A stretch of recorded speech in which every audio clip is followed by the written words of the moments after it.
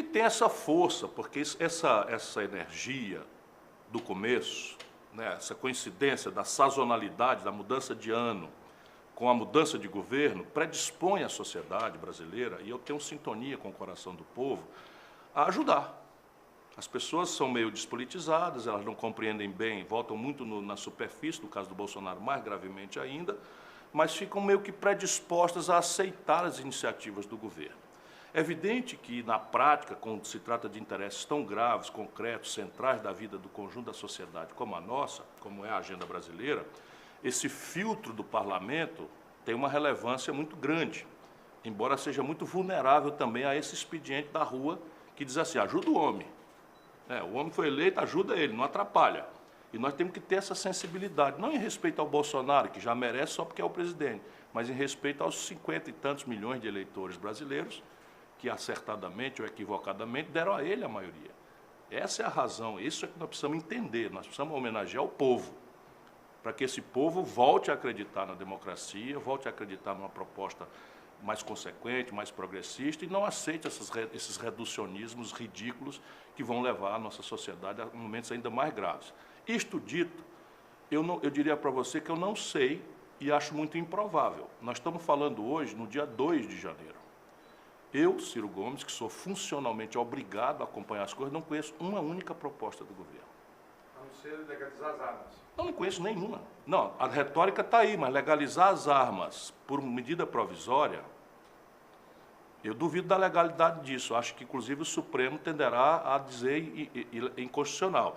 Mas aí nós precisamos separar. Existem duas agendas. Numa ele vai reinar mais facilmente, que é essa agenda, vamos dizer, de costumes, lato sensu. Então, redução de maioridade penal, facilitar o acesso à arma, agravar a legislação de execução penal, porque a sociedade brasileira está realmente cansada da violência impune e está, mais do que em qualquer outro assunto, predisposta a experimentar inovações. Redução da maioridade penal, todos são equívocos, simplificadores, grosseiros, mas ele vai tentar, e nisso ele demonstrará que está tentando cumprir a promessa, o que vai mantendo o capital político dele com uma certa sobrevida. A outra agenda, que é para a qual nós devemos chamá-lo, atenção PT, presta atenção no serviço, nós devemos chamá-lo para a agenda do emprego, palavra que ele não citou uma vez sequer, nem no discurso oficial.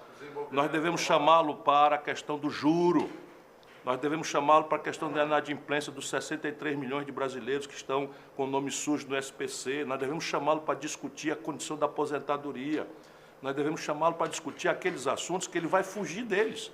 Por quê? Porque aqui tem dois problemas. Primeiro, o problema em si é muito grave.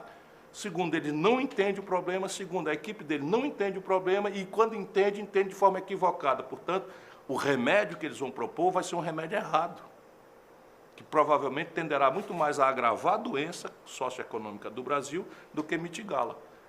Seria um grave erro a gente aceitar a provocação do Bolsonaro de discutir identitarismos. Eu não estou desfazendo a importância da agenda identitária, mas se a gente for discutir o identitarismo, o que é que a gente faz? A esmagadora maioria do povo brasileiro, que é pobre, está desempregada, está assustada com a violência, está maltratada na rede de saúde, essa gente toda tende a entender nossas razões se nós discutirmos essas razões.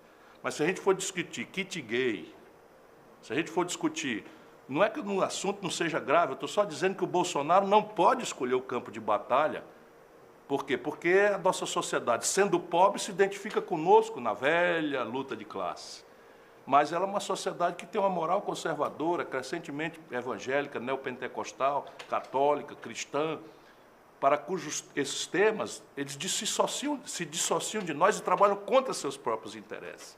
Essa é a essência da guerra híbrida, que esses imbecilóides da burocracia do PT não estão entendendo nada.